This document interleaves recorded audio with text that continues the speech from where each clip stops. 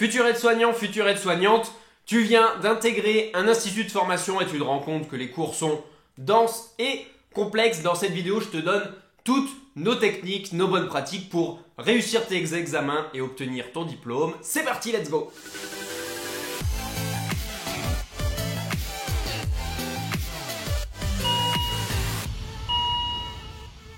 Yes alors, ça peut être compliqué sur cette année d'apprendre l'ensemble des compétences et des connaissances théoriques de l'Institut de formation aide-soignant. Dans cette vidéo, on va voir 3 points pour réussir à obtenir son diplôme. Premier, organisation et planification, un indispensable de ta réussite.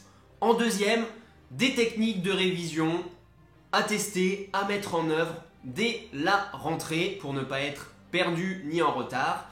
Et en troisième, on va parler de santé mentale, un sujet qui me tient à cœur, dans lequel je parle dans toutes mes vidéos et qui est également important pour ne pas péter les plombs durant cette année complexe. Alors l'avantage et le désavantage de cette formation, c'est qu'on est en contrôle continu et que donc les connaissances, on doit les avoir tout le temps, H24, sur l'ensemble de l'année. Donc indispensable pour toi de t'organiser et de créer un planning de révision.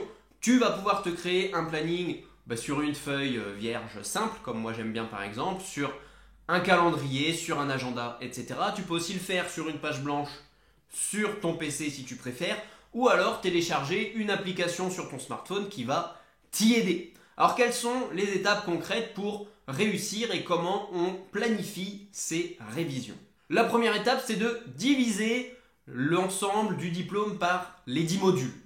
Ensuite, ces modules, ils se divisent très souvent en sous-thèmes, en sous-compétences à valider. Donc si tu fais partie de la méthode objectif aide-soignant, si tu as les fiches de révision de la plateforme, elle est déjà organisée comme ça. Donc ensuite, par ces sous-thèmes, tu vas attribuer des plages horaires en utilisant des techniques de révision régulières et espacées. Donc tu vas revenir dessus assez souvent, mais de plus en plus espacées. Ça, je t'en parle dans les techniques.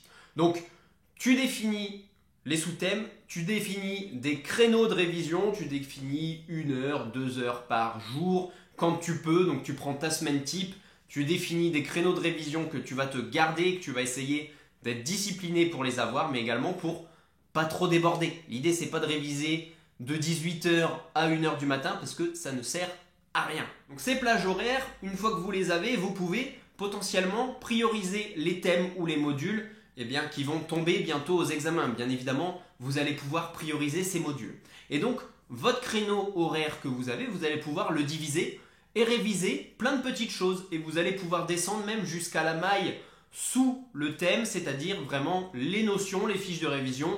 Aujourd'hui, je révise les pathologies mentales et je prends 20 minutes pour faire ça. Et dans 3 jours, je refais pareil. Je revois les pathologies mentales, les 2-3 que j'ai approfondies, et je vais en approfondir 2-3 nouvelles. Donc je fais à la fois du rappel et je vais approfondir sur des nouvelles notions régulièrement.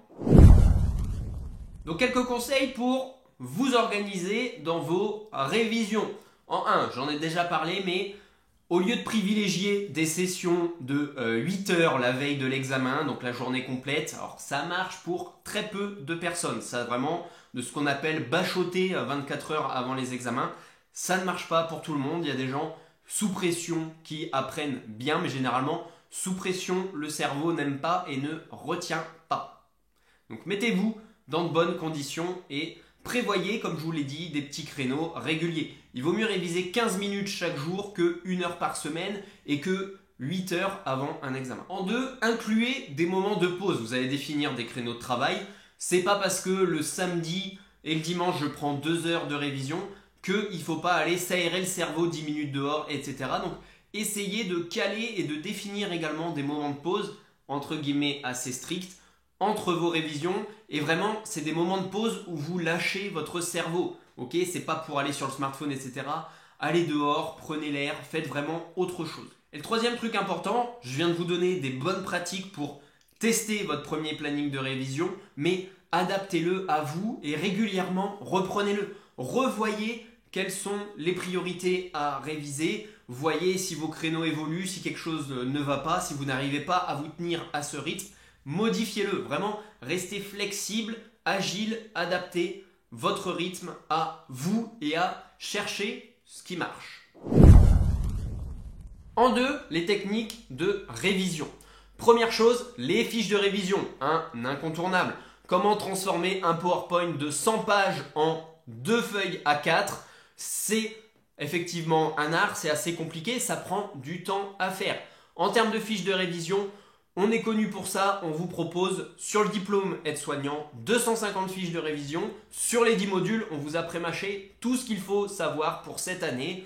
Vous les téléchargez, vous les avez déjà, vous n'avez plus qu'à les compléter, à les imprimer si vous le souhaitez. Donc vous retrouvez ça juste en haut et également dans la description de la vidéo si vous n'êtes pas encore membre. Deuxième technique très importante, j'en parle souvent, j'en ai parlé beaucoup durant cette rentrée, travailler en groupe.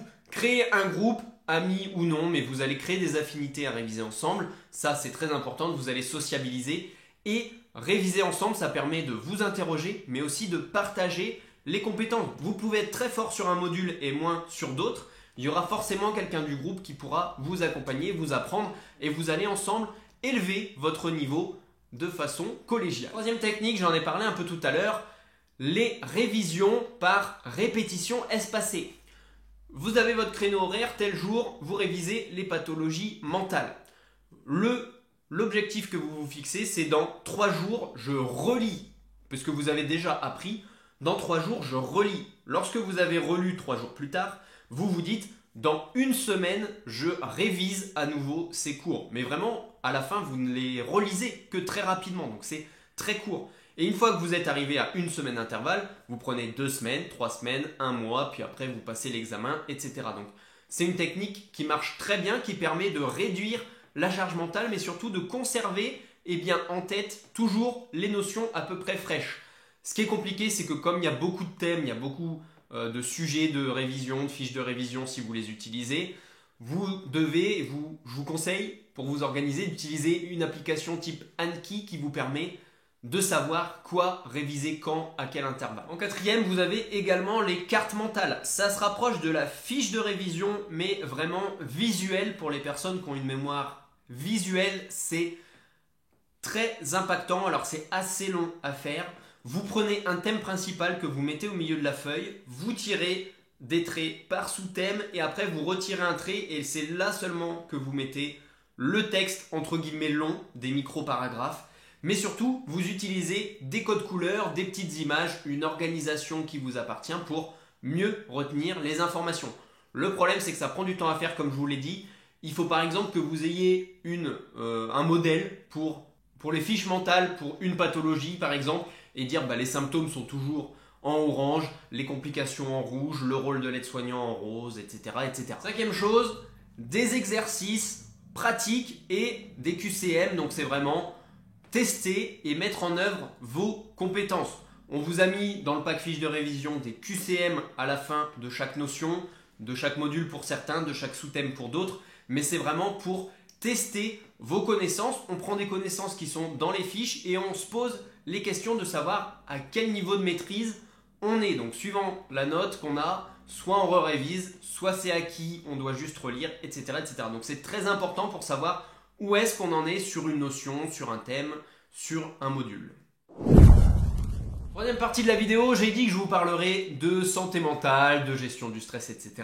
Une partie très importante pour moi à ne surtout pas négliger. Pour gérer votre stress, testez, si vous êtes stressé, des méthodes qui vont marcher pour vous. Des méthodes de méditation, des méthodes de gestion de la respiration, etc. Allez essayer de garder des créneaux pour faire du sport, etc. Ce que je voulais vous dire, c'est que dans vos créneaux de révision, vous devez également vous mettre des créneaux de détente, des créneaux de gestion du stress, etc. si vous en sentez le besoin. Et également, une bonne hygiène de vie, comme toujours. Lorsque vous êtes dans les études, c'est important. Mangez bien, mais surtout, dormir comme il le faut. On peut parler rapidement de réussite mentale et de l'importance du mental pour réussir. Vous devez visualiser votre succès, vous imaginer en tant que professionnel, rester positif tout au long de ces études, de ce parcours et même de votre carrière professionnelle, vous rencontrez des difficultés comme tout le monde. La motivation, vous le savez, c'est des hauts, c'est des bas, donc la motivation fluctue. Par contre, vous devez vraiment toujours rester positif, travailler et ça va le faire. Rappelez-vous que dans vos révisions, si vous vous êtes organisé, si vous avez révisé, vous êtes prêt à passer les examens. Il n'y a pas d'inquiétude à avoir le jour J. Si vous avez fait le boulot, c'est ok, ça va le faire. Pour ceux qui ont du stress, les jours d'examen, ça arrive à certains. Je vous avoue que pas moi, parce que je me mets vraiment en mode positif comme je viens de vous le dire. J'ai révisé, je connais, pas d'inquiétude. Si vous êtes stressé, préparez tout ce qu'il vous faut la veille. Évitez les imprévus de dernière minute, ça c'est pas bon pour votre montée de stress. Arrivez en avance, ça vous permet de rejeter un coup d'œil au cours. J'avoue que pendant un moment où j'étais en difficulté, moi j'étais le gars par terre dans le couloir en train de réviser une demi-heure avant le cours. Ouais, et prenez le temps de vous installer, de respirer, de vous mettre dans les bonnes conditions et de repenser à des affirmations positives et que vous allez y arriver. Voilà, avec tout ça, vous allez réussir votre diplôme d'étudiant aide-soignant, vous allez devenir un super professionnel aide-soignant. Je sais que la partie théorique c'est pas la plus simple, c'est pour ça qu'on vous propose toutes ces fiches de révision, les QCM, etc. pour vous prémâcher le travail. L'idée c'est quoi? C'est de se concentrer sur ce qui compte, la pratique, les stages et surtout nos patients. Donc vraiment cette partie théorique, elle peut vous paraître complexe, mais trouvez les outils qui peuvent vous aider et vous en avez un juste ici. C'était Geoffrey pour Objectif Aide-Soignant. Oublie pas de t'abonner, je t'ai vu que tu n'étais pas abonné et on se retrouve très vite dans la prochaine vidéo de conseil. Ciao.